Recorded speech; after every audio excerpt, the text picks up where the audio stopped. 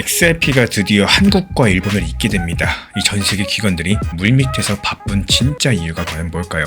작은 구멍 하나가 거대한 배를 침몰시킨다. 벤저민 프랭클린의 말입니다. 일본과 한국 금융권 사이에 아주 작은 구멍, 새로운 돈의 길이 뚫리고 있는 상황인데요. 이 블록체인 송금 공동연구라는 지루한 이름표를 달고 있는 상황에서 이런 조용한 발표 뒤에서 아시아 금융질서를 통째로 뒤집으려는 거대한 야심이 숨어 있었다라는 거, 오늘 영상 통해서 한국, 일본 양국이 몰래 깔고 있는 암호화폐 파이프라인의 정체, 그리고 그 중심에 서 있는 리플 XRP의 소름 돋는 미래를 낱낱이 파헤쳐 드려보도록 하겠습니다. 먼저 왜 일본과 한국일까요? 일본과 한국 같은 경우는 경제 규모도 크고 서로 밀접하게 무역과 투자를 주고받는 나라들이죠. 이 두 나라 간의 연간 무역 규모가 700억에서 800억 달러에 달하고 매년 수백만 명의 사람들이 서로 방문을 하고 있습니다. 당연하게도 개인 송금부터 기업 결제까지 이 엔화와 원화 사이에 돈이 오고 갈 일이 많다라는 건데, 여기서 그 돈이 오고 가는 방식들은 오랜 시간 동안 크게 개선되지 않았었어요. 예를 들어가지고 한국에서 일본으로 돈을 보내려면은 원화를 달러로 바꾸고 또 그 달러를 다시 엔화로 바꾸는 식으로서 중간중간 다른 통화를 경유하곤 했었습니다.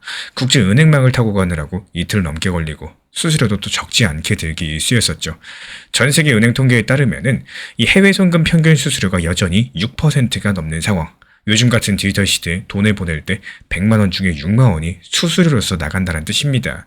이 문제를 해결하려면 과연 어떻게 해야 될까요? 작년에는 한국과 일본이 주요 은행들이 직접 엔화와 원화를 연동된 스테이블 코인으로 송금을 시험해 봤습니다. 그리고 결과는 긍정적이었습니다. 블록체인을 이용하니까 몇 초 만에 송금이 끝났고요. 기존 방식보다 비용도 훨씬 더 저렴했습니다. 하지만 한 가지 걸림돌이 존재하는데 이 규제였어요.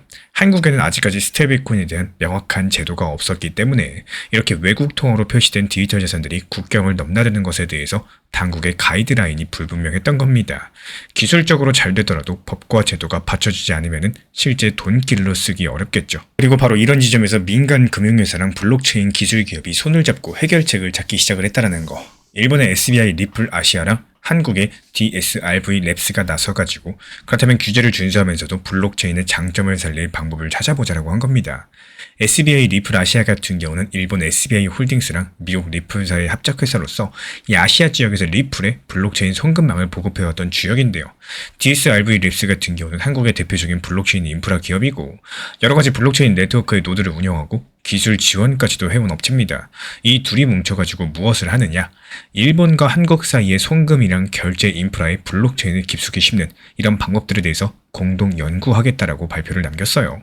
협력해서 공부해보겠다라는 얘기겠지만요. 그 내용을 들여다보면 상당히 전략적인 움직임들입니다. 여기서의 핵심은 기존 금융 시스템을 버리지 않으면서 그 위에 블록체인 파이프라인을 얻는다라는 접근인데요. 은행들이 하루아침에 기존 시스템을 갈아엎을 수는 없습니다.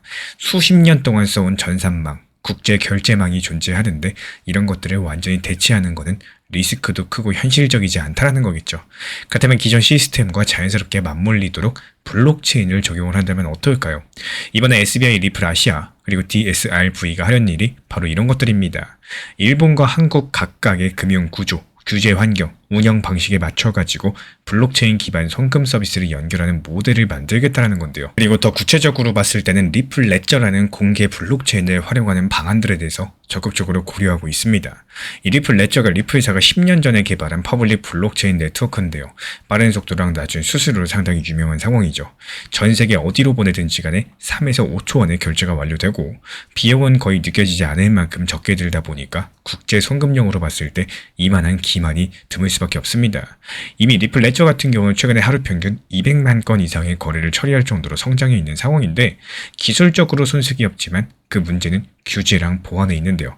근데 얼마 전에 리플 레저 위에 퍼미셔니드 덱스라는 즉 승인된 참가자만 이용할 수 있는 탈중앙화 거래소 기능이 도입이 됐습니다. 한마디로 기관 투자자나 은행들이 신원 확인과 자금 세탁 방지 통제를 갖춘 상태로서 이 블록체인에 참여할 수 있는 길이 열리게 된 겁니다. 이번 SBI 리플과 DSRV 공동 연구가 바로 이 신기능까지도 염두에 두고 있는 상황인데요.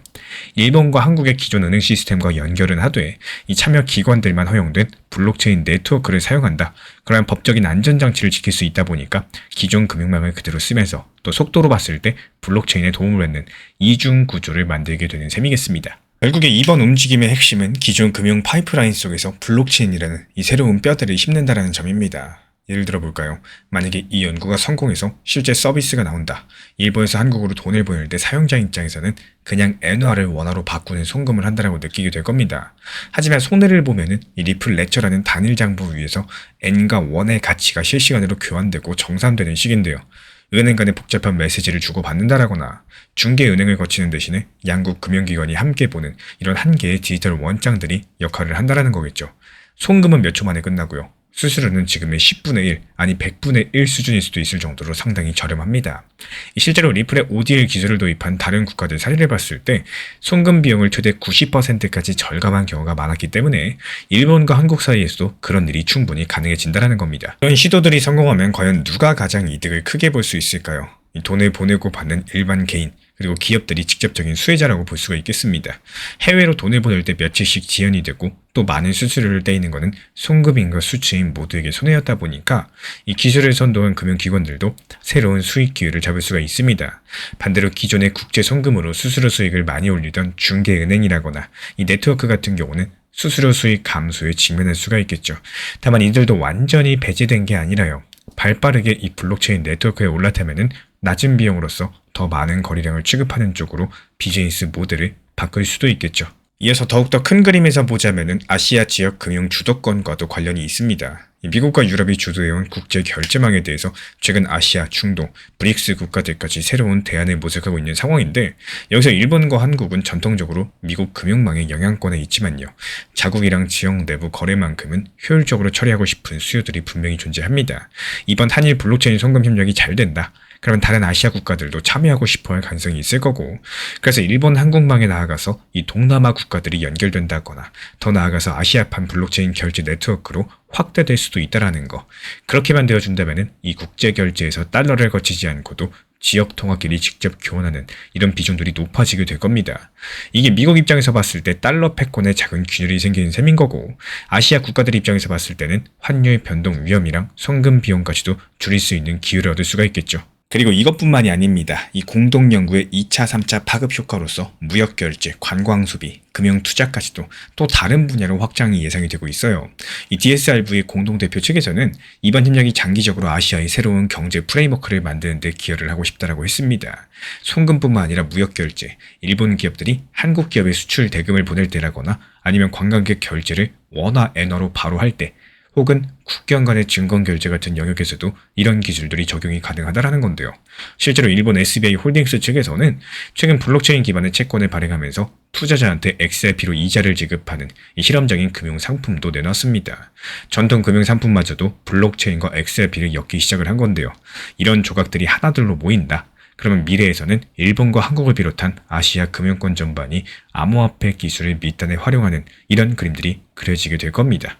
그리고 이쯤에서 암호화폐 시장 관점으로 돌아와 보겠습니다. 이렇게만 들어봤을 때 XRP 투자자들은 드디어 XRP 쓰인구나 이렇게 환호할 것 같겠지만 이 정작 시장 가격은 담담했습니다. XRP 가격은 이 소식이 나온 이후로 큰 변화가 없었고요. 최근 며칠 사이에 오히려 소폭 조정을 받기도 했어요. 이유가 뭘까요? 이미 예견된 흐름이었기 때문입니다. XRP는 작년부터 전 세계 여러 가지 금융회사들과의 협업 뉴스가 많았었고 특히 미국에서의 규제 불확실성이 해소되고 나서 XRP 관련 호재는 시장에 꾸준히 나왔었고요. 어느 정도 기대감이 선반영되어 있었죠. 이번 한일 협력도 중장기적으로 봤을 때 엄청난 의미겠지만 당장 내일 XRP 결제가 폭증하는 건 아니다 보니까 급등할 재료로 소비되진 않았습니다. 그 대신에 눈여겨볼 만한 부분은 또 따로 있었는데요. 바로 장기 투자자들의 움직임입니다. 이 최근 데이터에 따르면 거래소에서 인출돼가지고 장기 보관 중인 XRP가 크게 늘어나면서 거래소 유통량이 8년 만에 최저치를 기록을 했어요. 이게 바로 시장에 나오는 물량이 줄어들고 있다는 뜻인 건데 또 한편으로 작년 말부터 등장한 XRP 현물 ETF에 기관 자금이 연일 유입된 영향이 크다라는 겁니다. 실제로 2025년 말에 출시된 XRP 현물 ETF들에는 불과 2달도 안 돼서 13억 달러 이상의 자금이 몰렸었죠. 이 기간에 비트코인 이더리움 ETF에서는 오히려 돈이 빠져나간 바가 있습니다. 말 그대로 기관들이 XRP를 조용하게 모으고 있다는 얘기인 건데 정말 아이러니하게도 이번 한일 블록체인 송금 이슈랑 상당히 닮아 있습니다. 결국에 정리를 드려보자면요. 일본과 한국의 이번 공동 연구 발표 또 작은 발걸음처럼 보여도 아시아 금융판을 다시 자르는 큰 의도가 깔려 있습니다. 저는 이런 소식들에 대해서 아시아 금융망에 암호화폐 파이프라인이 본격적으로 설치되고 있다는 메시지로 읽고 있는 상황인데요. 물론 모든 일이 이 시나리오대로 순탄하게 진행된다는 보장은 없습니다. 회의적인 시각도 존재하고 있겠죠. 또 일각에서는 연구만 하고 흐지부지 되지 않겠냐. 결국에 규제 벽을 넘지 못하면은 유야무야 될 수도 있다. 이런 의견들도 존재합니다. 실제로 과거에도 은행권 블록체인 컨소시엄이 출범했다가 유행처럼 끝난 사들이 있었었죠. 반면에 긍정적으로 보는 쪽에서는 이런 것들은 시작일 뿐이면서 아시아가 주도하는 새로운 금융질서의 서막이라고 평가하기도 합니다. 저도 마찬가지로 이 후자 쪽에 무게를 두고 싶은데요. 비교적 조용했었던 일본과 한국의 금융권이 손을 맞잡고 블록체인 인프라를 연구하기 시작을 했다는 것은 이미 물밑에서 봤을 때 상당한 공감대랑 필요성이 쌓였다는 뜻으로 보여지고 있습니다. 그리고 기술적인 가능성과 경제적인 효용성도 어느 정도 검증이 된 데다가 미국이나 유럽에 비해서 아시아 내부의 결제망 효율화가 시급하다라는 현실 인식들이 반영된 결과로 판단이 되고 있는데요. 다만 제가 이런 해석을 선택한 전제는 규제 당국의 지원과 실제 활용도 증가하겠습니다. 만약에 한국 금융당국이 끝끝내 스테이블 코인의 발행을 허용하지 않는다라거나 양국의 은행들이 보수적인 입장만 고수한다면은 이런 구상들이 종이 위에 청사진에 머물 수 있겠죠. 하지만 최근 흐름을 봤을 때 일본은 이미 제도적인 기반을 마련을 했고 한국도 디지털 자산 관련 법과 제도가 정비가 되고 있는 추세입니다. 그리고 또 하나 주목하실 만한 부분은 이런 움직임들이 XRP에 가져다줄 잠재력인데요. 꼭 XRP 가격이 어제 오늘 폭등할 것이란 뜻이 아니라 XRP가 진짜 글로벌 결제 인프라의 한 가지 조각으로 쓰일 만한 길이 열리고 있다는 거. 이게 리플 투자자분들이 오랫동안 바라왔던 이 실제 사용자 확보가 서서히 현실화되고 있다는 의미니까요. 저는 이게 결국에 XRP 가치에도 언젠가 스며들 것이다 라고 생각을 합니다. 마지막으로 이런 뉴스를 접할 때 우리 투자자들이 가져야 될 판단 기준에 대해서 말씀드리고 마무리하겠습니다. 이 새로운 협약 소식, 기술 도입 발표가 들릴 때마다 발표의 환상에 휩쓸리시기보다도 실제로 돈이 움직이기 시작을 하는지를 가장 먼저 살펴보셔야 돼요. 결국에 뉴스는 많아도 진짜로 거래량이 증가하고 비용이 절감되는지, 규제 허들이 낮아졌는지 확인하는 것들이 중요하다는 뜻입니다. 이번 사안을 통해서도 이런 방향으로 흘러가는구나, 이렇게 큰 흐름은 알고 계시되 투자의 구체적인 행동으로 옮길 때는 현실 데이터를 동반한 근거를 기준으로 삼으시길 권장드려요. 앞으로도 일본과 한국 사례처럼 이 전 세계 곳곳에서 전통금융과 암호 기술이 결합하는 움직임이 나올 텐데요. 그때마다 단순한 MOU 발표보다도 실제 시험 결과들, 참여기관의 변화들, 규제 승인 여부를 꼼꼼히 체크하시는 게 우리의 판단 기준이 되어야 될 겁니다. 투자 시장이 어렵게 느껴질수록 그 정답을 미래에서 찾으려기보다는 오히려 과거, 이 역사 패턴 흐름 속에서 힌트를 찾는 연습들이 필요하다는 말씀을 드리고 싶어요. 지금 시장이 흔들리고 가격이 기대감만큼 움직이지 않는다. 그럼 누구나 마음속에 깊은 질문들이 생깁니다. 이거 이대로 괜찮은 걸까? 이러다가 더 하락하는 건 아닌지, 이렇게 막연한 불안감만 키우시기보다는 잠깐 시선을 뒤로 돌려가지고 과거 시장을 한번 차분하게 살펴보는 거, 이것도 상당한 도움이 될 수밖에 없습니다. 예를 들어가지고 리플 XRP가 예전에 600원, 700원 구간에서 몇 년이라는 시간대 거의 움직임 없이 보이던 시기가 있었는데요. 그 당시에 시장에 있었던 사람들의 입장에서는 이 지금처럼 큰 상승이 올 거다라고 확신하기가 쉽지가 않았었을 겁니다. 지루함에 지쳐가지고 떠난 사람도 있었을 거고요. 또 조금 상승하면 매도해버린 사람들도 있었을 겁니다. 또 반대로 묵묵하게 버티면서 계속 보유하고 있던 사람은 결국에 나중에 큰 상승을 경험을 하셨을 텐데요. 지금 우리가 보고 있는 가격들도 결국에 시간이 지나면은 또 하나의 과거 차트가 되어준다는 거. 그리고 그때 우리는 다시 한번 이런 생각을 하게 될 겁니다. 아, 내가 그때 왜 그렇게 불안감을 가졌었을까? 이런 생각들. 그렇기 때문에 중요한 거는 과거를 단순하게 보는 것들이 아니라 이런 상황 속에서 내가 있었다고 가정을 한번 해보는 연습들입니다. 그 당시에 나라면 어떤 선택을 했었을지, 왜 흔들렸을지, 어떤 기준이 있었다면 더 나은 선택을 할 수 있었을지, 이런 고민들에 대해서 한번 계속 해보시는 겁니다. 역사를 알면 미래가 보인다라는 말이 있는 것처럼요. 이 조금은 과거 패턴에 대해서 공부해보시면서 내가 가지고 있는 투자 심리에 대해서 컨트롤하는 게 나중을 보면 정말 중요하다라고 생각을 합니다. 지금 시장이 안 좋다고 해서 이 코인 시장이 끝난 게 아니기 때문에 지금 시장에서 할 수 있는 걸 찾는 게 중요한 거고, 내가 비싼 가격에 매수해야 됐던 리플 XRP를 더 낮은 가격에 매수할 수 있는 시기, 그리고 상황에 맞춰가지고 욕심보다는 실속을 챙길 수 있는 알트 단기 종목들을 놓을 수 있는 시장이기 때문에 지금 시장이 정말로 안 좋은 시장인 건지 혹은 무언가를 할 수 있는 시장인지를 들여다보시면 분명히 도움이 되실 거라고 생각을 하고 있습니다. 항상 말씀을 드리고 있지만요. 업비트 빗썸 현물 매매로서 안전하고 길게 보는 이 현물 원칙 매매로서 잘 대응을 하시는 게 정말 중요하다고 생각을 해요. 투자 시장에서 정답은 없겠지만요. 이런 생각들의 훈련이 쌓이다 보면은 이 시장이 흔들릴 때 그래도 내가 조금은 차분하게 대응할 수 있는 힘이라는 것들이 생깁니다.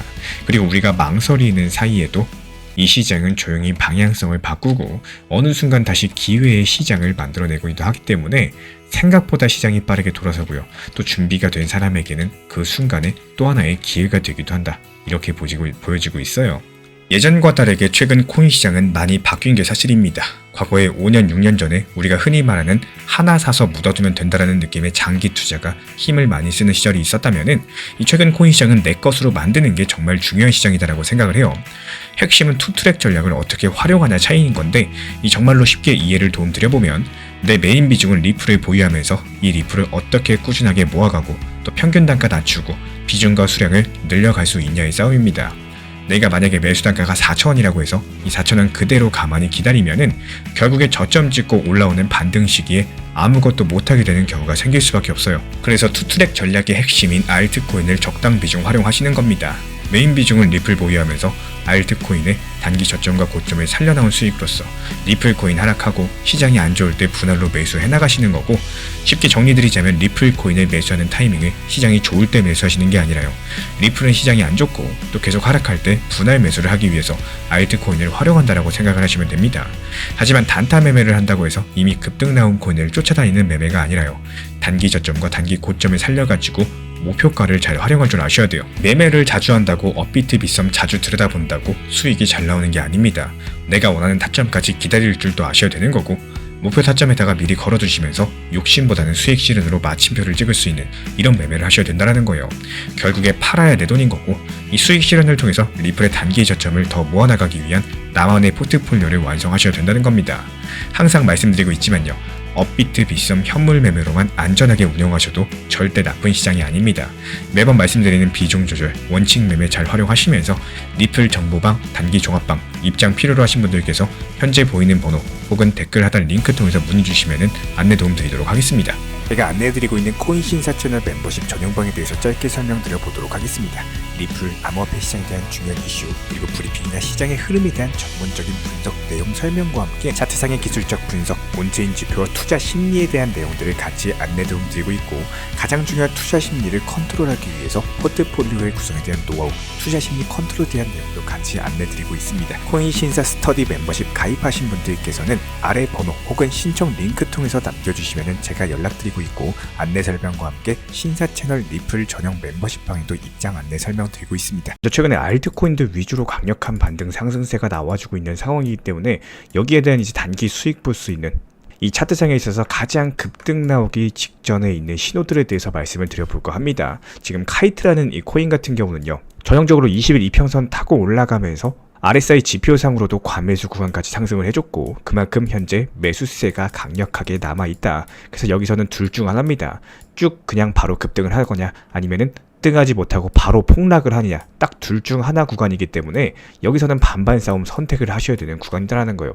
그리고 나서 꼭대기에서 가장 강력한 패턴이 떴죠. 바로 양봉 한 번, 그리고 음봉 한 번으로 꼬았다가 다시 양봉으로 이어지는, 그러니까 매수와 매도의 힘겨루기를 봤을 때 단기간에 급등하겠다라고 해놓고 이렇게 말을 올렸어요. 그리고 여기서 바로 급등을 해주는 게 아니라 오히려 개미 한번 털고 가겠다, 음봉을 보여줬어요. 그리고 나서 바닥 다져주고 다시 음봉 말린 자리를 그대로 회복을 해줬습니다. 이게 바로 양봉, 음봉, 양봉, 그리고 나서 급등으로 이어지는 패턴들이 자주 출몰하는 경우가 많다라는 거고, 그리고 여기서 포인트가 될 만한 것들을 하나만 더 말씀드려 보도록 하겠습니다. 이 지금 보시면은 거리량을 보셔야 되는데, 이 상승할 때 거리량, 그러니까 단기 바닥 부근에서 본격적인 상승을 시작했던 이 양봉에서의 거리량을 한번 보세요. 크게 많이 터졌죠. 일반적인 거리량과 비교를 해봤을 때 최소 4배, 5배 정도는 거리량이 크게 터진 상황입니다. 그렇다면 이 당시의 양봉 거리량과 그리고 지금 양봉으로 말아 올렸을 때의 거리량을 한번 비교를 해보겠습니다. 오히려 바닥 부근에서 거리량이 많이 터졌죠. 그렇다는 건 뭐예요? 이 바닥 부근에서 매수세가 지금 더 많았다, 매수의 양이 더 많았고 그만큼 매도, 그러니까 팔 사람들도 더 많았다라는 뜻입니다. 그리고 나서 지금 가격이 상승을 했어요. 엄청나게 많이 오른 가격입니다. 140원 부근에서 지금 180원, 190원 부근까지 상승을 했어요. 그러면은 자, 일반적인 심리를 한번 따져볼게요. 사람들이 한번 생각을 해봤을 때 이 140원, 130원 라인에서 매수를 했던 사람들이 지금 가격이 190원까지 상승을 했습니다. 그러면은 이 사람들은 보통적으로 매도를 하고 싶어 할까요? 아니면 보유를 하고 싶어 할까요? 아무래도 차익 실현하고 싶은 사람들이 많이 있을 겁니다. 그 사람들 지금 이번에 다 팔았어요. 왜 그러냐? 이 증거가 바로 차트에 나와 있습니다. 거래량을 한번 보세요. 이 거래량 지금 상승했는데 여기서 안 팔았어요? 이건 뭐냐? 바닥 부분에서 매수한 사람이 이거 더 갈 거야. 아직 믿음이 있다는 겁니다. 믿음이 있으니까 그대로 보유를 했기 때문에 이게 상승하든 하락하든 거래량이 크게 터지지가 않았다라는 거예요. 근데 그 다음날 바로 거래량 터졌어요. 이게 바로 개미털기의 힘입니다. 상승했다가 바로 그 다음날 하락해보니까 이거 더 떨어지는 거 아닌가, 공포감을 가졌던 사람들이 다시 상승해주니까 우르르 팔고 나가는 겁니다. 이 개미털기의 과정 자체가 현재 거래량으로도 보이고 있는 상황이고, 그렇다면 여기서 중요한 거, 이 양봉, 음봉, 양봉으로 이어지는 강력한 급등 직전 패턴에서 추가적으로 반등 가능성이 있는지만 보시면 되는 겁니다. 이게 반등 못하고 폭락한다. 그럼 여기서 매수할 필요가 있어요, 없어요? 없겠죠. 그냥 버리면 되는 겁니다. 근데 제가 보는 관점 자체가 이게 추가적으로 급등을 할 것이다 라고 예상을 했기 때문에 이 텔레그램방 통해서 말씀을 드렸었던 거고요. 실제로 이 카이트 코인은 이 다음에 바로 급등하면서 불과 몇 시간 만에 수익을 안겨드렸습니다. 그 다음에 지금부터 이 비법에 대해서 말씀을 드려보도록 할 거예요. 자, 기본적으로 한 가지가 지금 벌써 말씀을 드렸죠. 한 가지가 뭐냐? 기본적인 심리로 봤을 때 이 거래량을 보시면은 이 당시 매수했던 사람들이 지금 여기서 개미 털고 있는데도 안 팔아요. 거래량이 이 당시랑 비교했을 때 지금 절반 정도 터진 상황이죠. 그렇다는 건 뭐예요? 그만큼 팔지 않았다, 매도하지 않았다. 이 개미 털기 요 음봉으로 인해 가지고 매도할 사람들은 전부 다 매도를 했음에도 불구하고 거래량이 적은 상황에서 오히려 양봉이 크게 터지면서 가격을 말아 올렸다라는 거는 기본적인 시장 심리에서의 이 차트에서의 투자 심리가 매수와 매도의 줄다리기를 비교를 했을 때 매수세가 더 강할까요? 매도세가 더 강할까요? 당연히 매수세가 더 강했고 매도세가 적었기 때문에 팔 사람들 다 팔아도 가격이 상승할 수가 있었던 거겠죠. 이게 먼저 첫 번째 포인트고, 그리고 이어가지고 볼게요. 요 카이트 코인 방금 전 차트에서 양봉이 강력하게 떴었죠. 양봉이 뜨면서 10%가 넘게 급등을 했습니다. 그럼에도 불구하고 거래대금이 어때요? 지금 거래대금이 100억도 안 합니다. 지금 업비트에서 강력하게 상승하는 코인들 보통 보면은 기본적인 거래대금 자체가 300억에서 1000억까지도 넘어가는 경우가 많이 있습니다. 그럼에도 불구하고 이 카이트 코인은 강력한 급등했고 팔 사람들 다 팔았는데도 불구하고 거래대금이 70억밖에 안 됐다라는 거. 근데 이런 상황에서 또 양봉을 기록하고 있다라는 거. 그렇다면 후속 거래대금이 더 많이 터질 수밖에 없겠죠. 이 거래대금도 주의 깊게 보셔야 되는 두 가지 포인트다, 이렇게 볼 수가 있겠고, 그리고 지금 보시는 이 차트 같은 경우는 아까 처음에 말씀드렸던 요 차트를 조금 더 축소시켜가지고 길게 본 겁니다. 처음에 신규 상장 당시에 거래량이 크게 터졌었죠. 그리고 나서 180원 라인 돌파하려고 했을 때 당시에 어떤 모종의 이유로 인해 가지고 돌파하지 못하고 오랜 기간 동안 바닥을 형성했습니다. 그리고 나서 오랜 기간 동안 지루하게 끌면서 개미들을 타러 왔어요. 그리고 나서 다시 반등 주는데 여기서 요때 이 180원, 190원 라인에서 물려있던 사람들 다시 지금 본전 온 상황입니다. 여기서 팔고 싶을까요? 아니면 팔기 싫을까요? 이 투자 심리상으로 봤을 때는 반반이겠죠. 매도할 사람들은 전부 다 매도했을 테고, 나는 이거 기다린 게 있는데 조금 더 기다려가지고 더 크게 먹고 나오겠다, 뭐 이런 생각을 가진 사람들도 많이 있을 겁니다. 하지만 여기서 거래량을 봤을 때 이 당시에 지금 가지고 있던 사람들, 요 당시 그리고 거래량 여기에 대해서 절반도 안 터진 상황입니다. 이건 무슨 말이냐? 본전 왔는데 팔아요, 안 팔아요? 매도세가 지금 보였던 사람들이, 여기서 물려있던 사람들이 지금 팔지 않는다라는 것들이 이미 거래량으로서도 확인이 된 상황이죠. 이유가 뭐냐? 일단 거래량 자체가 같은 라인 자리까지 왔는데 기본적인 거래량이 아주 극소수로 터진 상황이고, 이렇게 거래량이 적게 터졌는데도 가격이 반등을 하고 미털기 음봉이 있었음에도 불구하고 종목 자체가 10% 넘게 급등을 한다. 이거는 그만큼 매도할 사람들은 다 팔았고 약간의 적은 매수세만으로도 가격 자체가 쉽게 반등할 수 있는 이런 종목 구조가 형성이 되어 있다, 이렇게 볼 수가 있다라는 겁니다. 그리고 이렇게 차트까지 전부 다 공부를 해놓으셨으면은 그 다음에 호가창을 보셔야 돼요. 그냥 단순하게 이렇게 호가창 숫자만 보는 거는 전혀 의미가 없습니다. 우리가 차트상에 뭘 확인했죠? 방금 매도세가 적다라는 것들을 확인했죠. 이 차트의 기본적인 투자 심리를 봤을 때 매도세가 지금 적은 상황이고 보유하고 싶은 심리가 강력하다라는 것들을 차트상으로 확인했습니다. 그런데 지금 호가창 어때요?